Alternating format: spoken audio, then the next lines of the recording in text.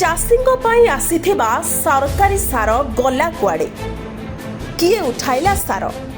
କାହିଁକି ମାସ ମାସ ଧରି ଚାଷୀଙ୍କୁ ମିଳିଲା ନାହିଁ?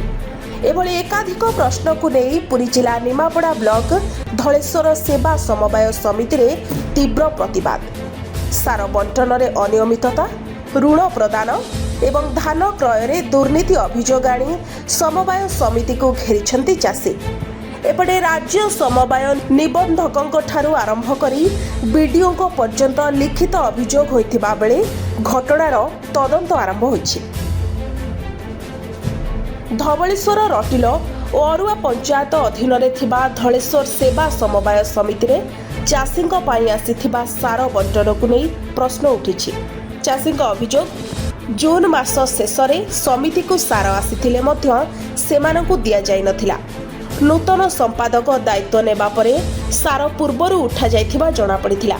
ତେବେ ପୂର୍ବତନ ସମ୍ପାଦକ ସାର ଉଠାଇ ନଥିବା କହିଥିବା ବେଳେ ନୂତନ ସମ୍ପାଦକ ମଧ୍ୟ ଏ ବିଷୟରେ ଅବଗତ ନଥିବା କହିଛନ୍ତି। ଫଳରେ ସାର କିଏ ଉଠାଇଲା ଓ କେଉଁଠି ରହିଛି ତାହାକୁ ନେଇ ଚାଷୀଙ୍କ ମଧ୍ୟରେ ସନ୍ଦେହ ବଢ଼ିଛି।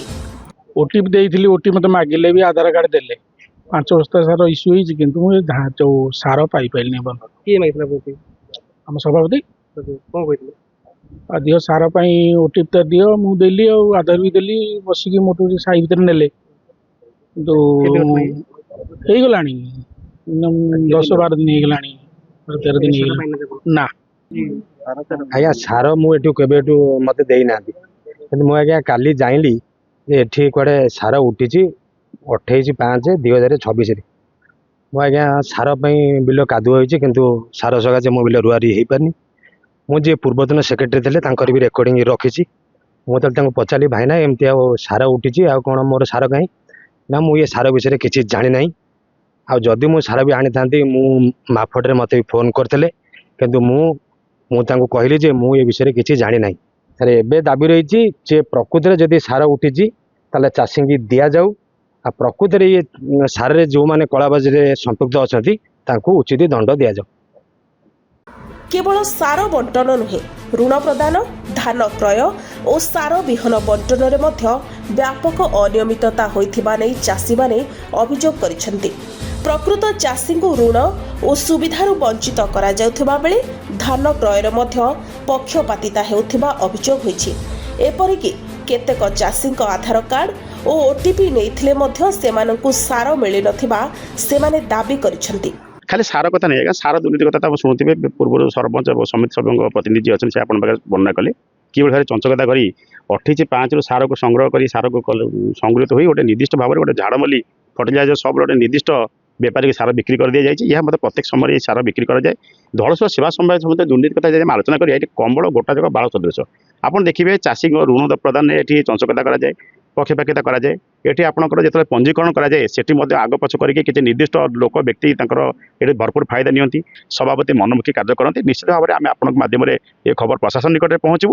ଯେତେ କଠୋର କାର୍ଯ୍ୟାନୁଷ୍ଠାନ ଯେତେ ଶୀଘ୍ର ହେଇପାରିବ ଏବଂ ନ୍ୟାୟିକ ପଦ୍ଧତିରେ ଏହାର ତଦନ୍ତ କରି ଯଥେଷ୍ଟ କାର୍ଯ୍ୟାନୁଷ୍ଠାନରେ ଆମେ ନିଶ୍ଚୟ ଖୁସି ହେବୁ। ଜୟ ଜଗନ୍ନାଥ। ଏହି ଘଟଣାକୁ ନେଇ ସମ୍ପୃକ୍ତ ପଞ୍ଚାୟତର ସରପଞ୍ଚ ବିଡିଓଙ୍କୁ ଲିଖିତ ଭାବେ ଅବଗତ କରିଥିଲେ। ଏହାପରେ ନିମାପଡ଼ା ବିଡିଓ ଡକ୍ଟର ଅଭିଜିତ ଷଡ଼ଙ୍ଗା ନିୟନ୍ତ୍ରିତ ବଜାର କମିଟି ସମ୍ପାଦକଙ୍କୁ ତଦନ୍ତ ଦାୟିତ୍ୱ ଦେଇଛନ୍ତି।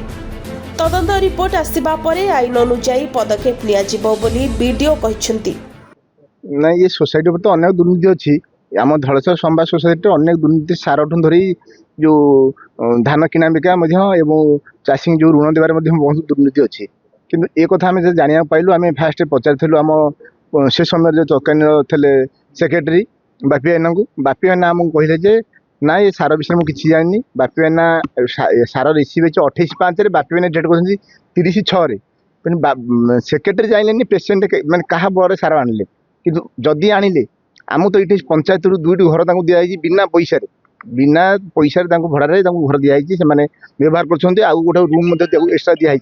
किंतु सीठे सार न रखी अलग जगह आम पंचायत न रखी 5 किलोमीटर जाई सार रखार मान कौन?